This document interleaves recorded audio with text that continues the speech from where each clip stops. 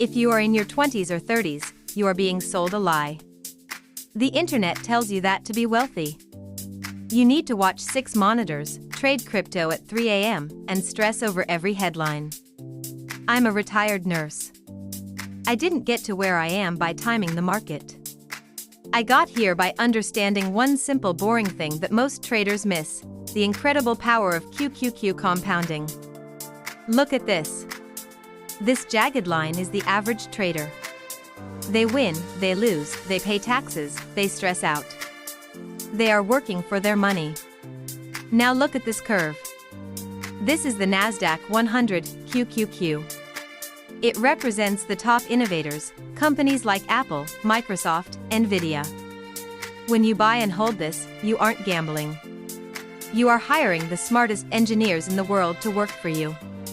If you are 30 years old, time is your best friend. If you invest in a growth ETF like QQQ, and it averages its historical return, your money could double roughly every 5 to 7 years without you lifting a finger. You don't need to be a genius. You just need to be patient. That is how you build financial freedom, not by guessing what the Fed will do tomorrow.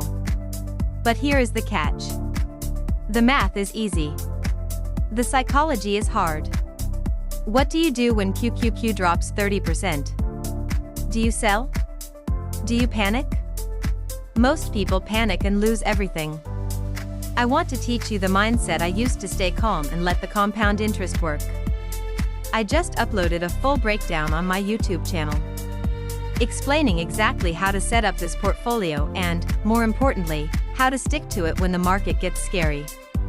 Click the link in the comments to watch the full strategy. Stop trading. Start building.